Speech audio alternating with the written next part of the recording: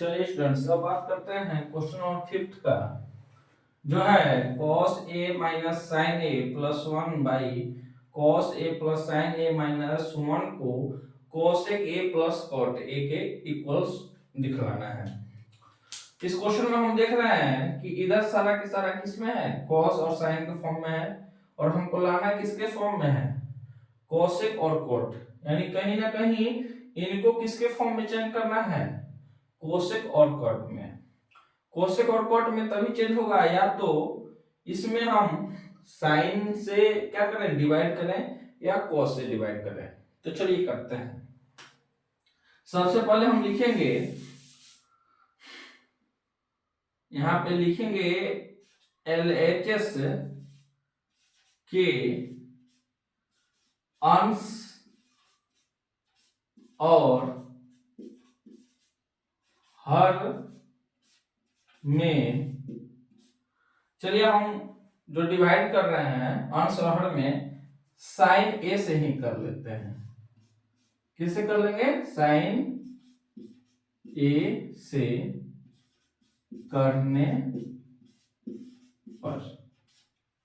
अब आप सोच रहे हो सर साइन ए से ही आप डिवाइड क्यों कर रहे हैं, तो बच्चों आप साइन ए की जगह कॉस ए से भी डिवाइड कर सकते हो, और डिवाइड करने की जरूरत इसलिए पड़ रही है क्योंकि हमको जो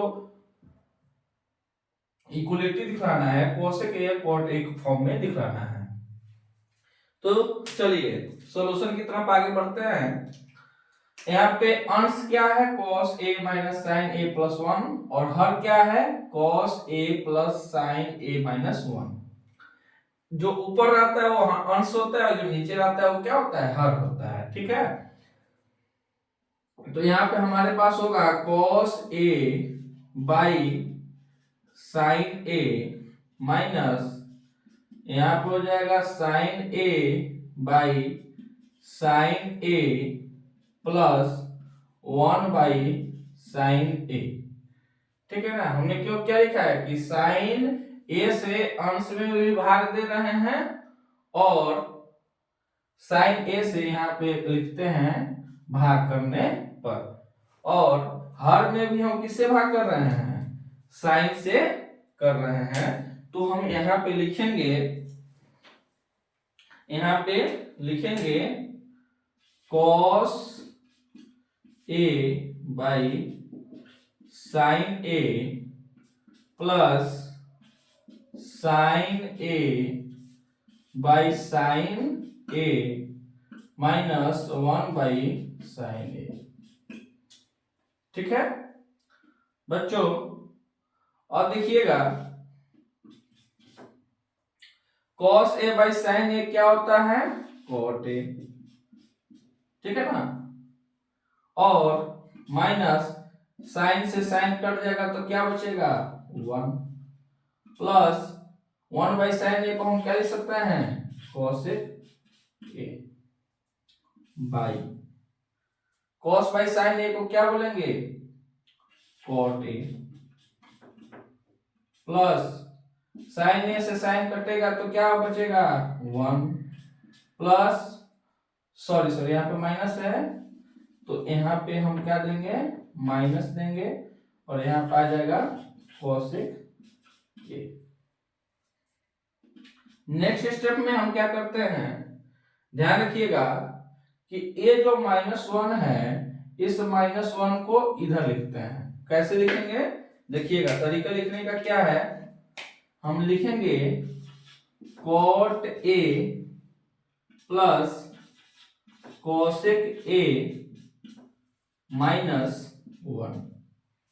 ठीक है, उसी तरीके से यहां पे नीचे जैसे लिखा है वैसे ही लिखा रहने दीजिए, इसमें कोई दिक्कत नहीं है। या आप ऐसे भी लिख सकते हो, cot a minus cosec a plus 1। ठीक है, यहां तक कोई परेशानी नहीं। अब चलिए आगे की बात करते हैं।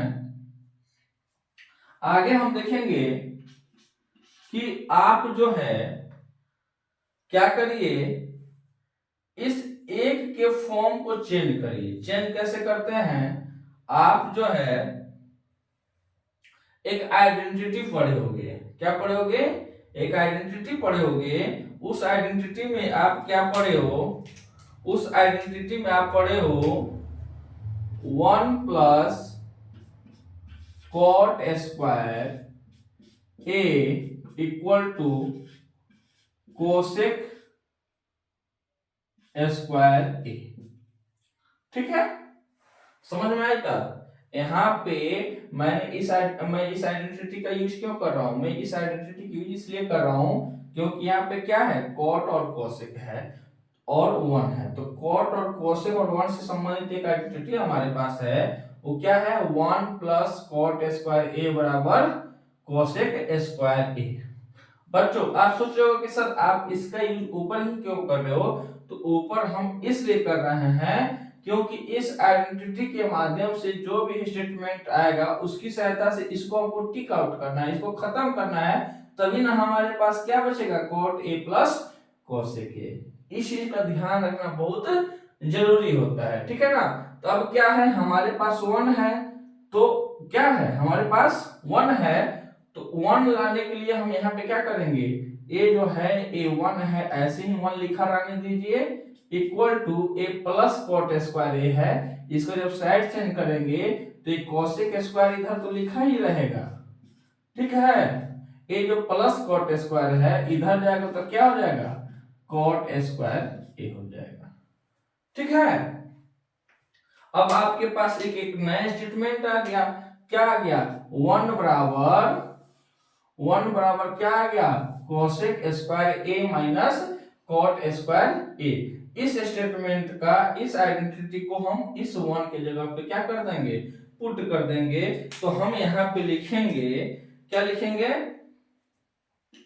Cot a plus cosec a minus, अब इस 1 को जो है 1 का जब वैल्यू लिखना है तो यहाँ पे आप क्या लगा दीजिए, ब्रैकेट लगा दीजिए। क्या लगा दीजिए, ब्रैकेट लगा दीजिए, क्योंकि आप प्लस माइनस का कैलकुलेशन करना होता है तो आपको दिक्कत होगा। तो इस 1 के जगह पे आप लिख सकते हो, इस 1 के जगह पे क्या लिखोगे, cosec square a minus cot square a, ठीक है। यहाँ पे बाई का साइन है तो आप यहाँ पे बाई का साइन दे दीजिए, और नीचे जैसे आपको लिखा हुआ है वैसे ही आप लिख दीजिए, cot a minus cosec a + 1। यहाँ तक कोई परेशानी आपको नहीं होनी चाहिए। अब नेक्स्ट स्टेप में हम क्या करते हैं, नेक्स्ट स्टेप में हम जो है यहाँ पे एक छोटा सा लाइन खींच देते हैं। नेक्स्ट स्टेप में हम क्या करते हैं कि देखिए यहाँ पे cot a plus cosec a minus, आप देखिए a किस फॉर्म में है, a square minus b square के फॉर्म में। किस फॉर्म में है, a square minus b square के फॉर्म में है। तो आप एक फॉर्मूला पढ़े होंगे, a square minus b square बराबर क्या होता है, a + b bracket a minus b। यानी हम इसको लिख सकते हैं, क्या लिख सकते हैं बाबू, ये माइनस हो गया। अब आप यहाँ पे क्या कर दीजिए, ब्रैकेट लगाइए, और ब्रैकेट लगाने के बाद आप लिखिएगा, क्या लिखिएगा, cosec a plus cot a, ठीक है। और यहाँ पे क्या लिखिएगा, cosec a minus cot a। हम किस फॉर्मूले का इस्तेमाल कर रहे हैं, a square minus b = a plus b minus bracket a minus b। क्यों, क्योंकि यह भी किस फॉर्म में है, a square minus b square के फॉर्म में है। और जो नीचे जो लिखा है cot a minus cos a + 1, इसको एज इट एज ऐसे ही आप क्या कर दीजिए, लिख दीजिए, cot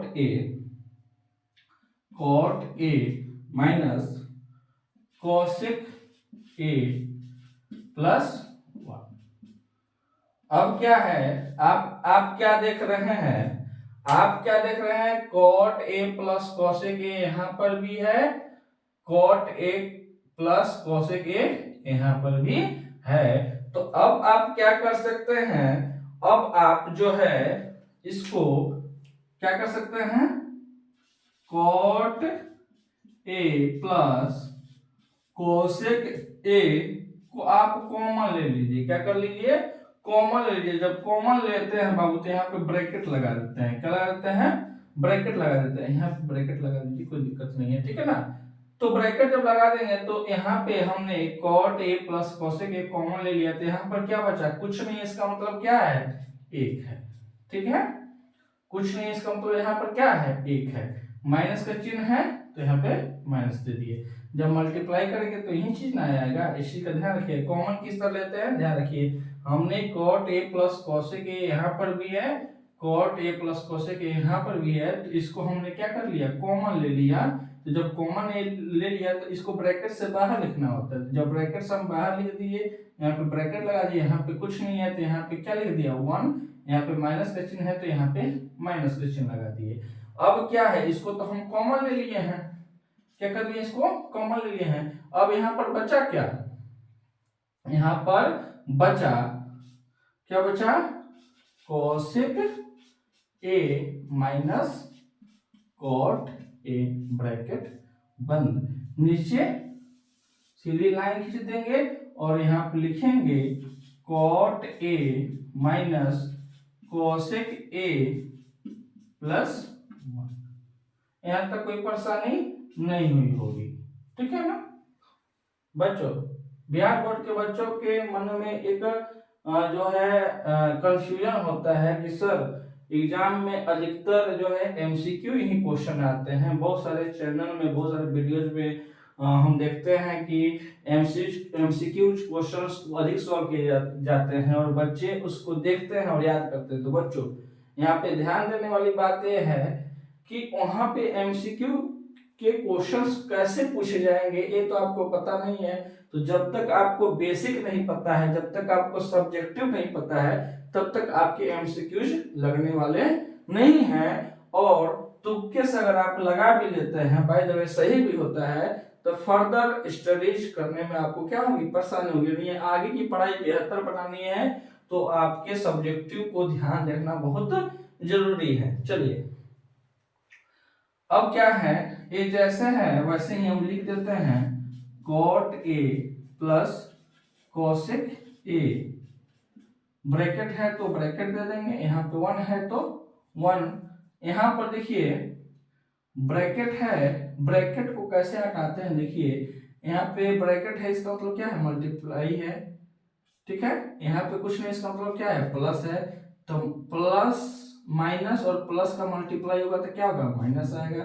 यहाँ पे cosec a है तो क्या लिखाएगा, cosec a लिखाएगा।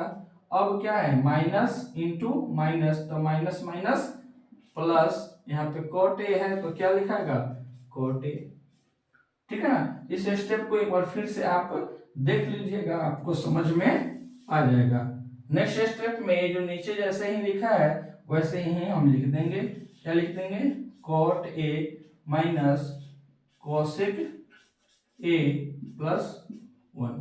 अब आप कोई चीज देख रहे हैं जो दोनों ऊपर नीचे दोनों कॉमन है, क्या है, a वाला वैल्यू और a वाला वैल्यू, कैसे, अब देखिए 1 यहाँ पे प्लस में है, यहाँ पर भी 1 प्लस में है, cosec a माइनस में है, यहाँ पर भी cosec a माइनस में है, cot a प्लस में है तो cot a प्लस में है, यानी दोनों वैल्यू क्या है, सेम है। तो यहाँ से क्या हो जाएगा, कट हो जाएगा और हमारे पास आ जाएगा cot a plus cosec a, ठीक है, आ गया। और यहाँ पे लिख दीजिएगा अतः सिद्ध हुआ, ठीक है ना। आपको यह स्टेटमेंट फिर से यहाँ पे लिखने की जरूरत नहीं है, आप यहाँ पे डायरेक्ट लिखना शुरू करके यहाँ पे लिख दोगे अतः सिद्ध हुआ। चलिए नोट करिए।